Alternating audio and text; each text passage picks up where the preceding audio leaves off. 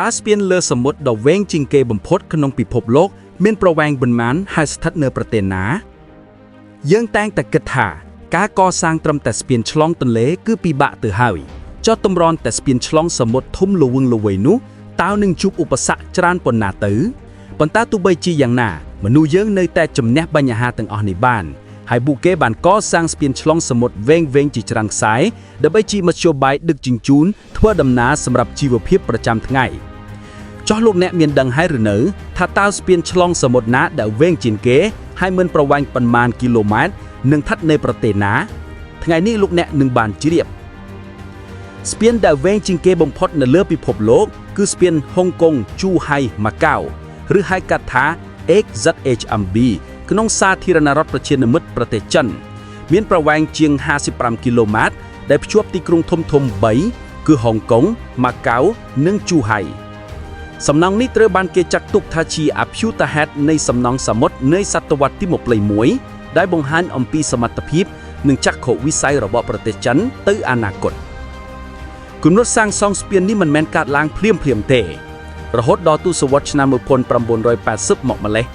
ហើយវិស្វករនិងអ្នកដឹកនាំនៅតំបន់ Pearl River Delta បានស្វែងរកវិធីដើម្បីភ្ជាប់ទីក្រុងសំខាន់ៗក្នុងតំបន់មួយនេះគោលបំណងដំបូងគឺបង្កើតច្រកចរាចរណ៍ដែលអាចអភិវឌ្ឍសេដ្ឋកិច្ចនិងពង្រឹងទំនាក់ទំនងអាជីវកម្មរវាងតំបន់ទាំង3ប៉ុន្តែរហូតដល់ឆ្នាំ2003ការសម្រេចចិត្តសាងសង់ជាផ្លូវការទើបកើតឡើងបន្ទាប់ពីរដ្ឋាភិបាលចិននិងអាជ្ញាធរតំបន់ពិសេសហុងកុងនិងម៉ាកាវឈានដល់កិច្ចព្រមព្រៀងរួមការសាងសង់បានចាប់ផ្ដើមនៅឆ្នាំ2009ហើយប្រើពេលជាង8ឆ្នាំទើបបញ្ចប់ថ្ងៃទី23ដុល្លារឆ្នាំ2018ប្រធានាធិបតីស៊ីជីនពីងបានអញ្ជើញមកបើកសម្ពោធជាផ្លូវការពេលនោះស្ពាននេះមិនត្រឹមតែជាសំណង់ធំទេប៉ុន្តែជារូបសញ្ញានៃការរួមគ្នារវាងតំបន់ដែលមានប្រព័ន្ធនយោបាយនិងច្បាប់ខុសគ្នាតាមគោលនយោបាយមួយប្រទេសពីរប្រព័ន្ធស្ពានហុងកុងជូហៃម៉ាកាវនេះមានប្រវែងសរុបប្រហែល55គីឡូម៉ែត្រដែលរួមបញ្ចូលផ្នែកស្ពានលើសមុទ្រប្រវែងជាង22គីឡូម៉ែត្រ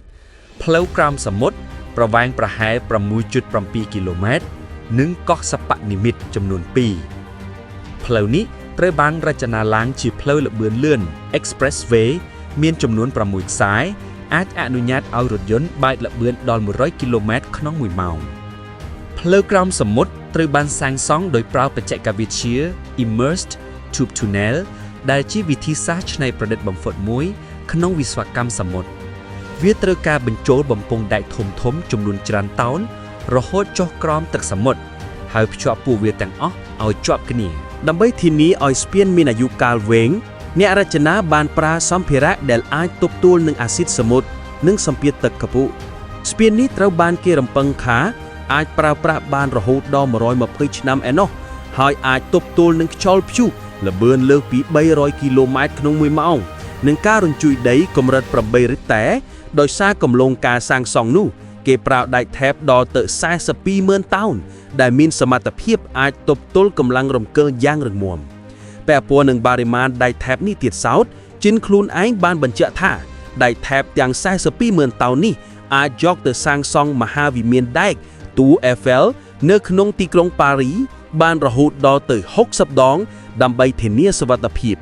កំឡុងពេលធ្វើដំណើរវាមានប្រព័ន្ធអេឡិចត្រូនិកឆ្លាតវៃដូចជាកាមេរ៉ាតាមដានសញ្ញាផ្លូវឆ្លាតវៃនិងប្រព័ន្ធជួយសង្គ្រោះបន្ទាន់ដែលអាចធ្វើការតាមដានស្ថានភាពចរាចរណ៍និងសុវត្ថិភាពបានជានិច្ចចំណែកតម្លៃសំណង់សរុបប្រហែល$18000លានអាមេរិកដែលជាការវិនិយោគដ៏ធំមួយនៅក្នុងប្រវត្តិសាស្ត្រសំណង់ស្ពានទោះថ្លៃខ្ពស់ប៉ុណ្ណាក៏វាបានផ្ដល់ផលប្រយោជន៍យ៉ាងច្រើនដល់តំបន់ពេលធ្វើដំណើរពីហុងកុងទៅជូហៃឬម៉ាកាវកាលពីមុនអំឡុងពេលធ្វើដំណើរត្រូវចំណាយពេលជាង3ម៉ោងប៉ុន្តែបច្ចុប្បន្នគ្រាន់តែប្រហែល30នាទីប៉ុណ្ណោះវាបានជួយអភិវឌ្ឍសេដ្ឋកិច្ចការធ្វើដំណើរអាជីវកម្មនិងទេសចរណ៍ឲ្យកាន់តែរីកចម្រើន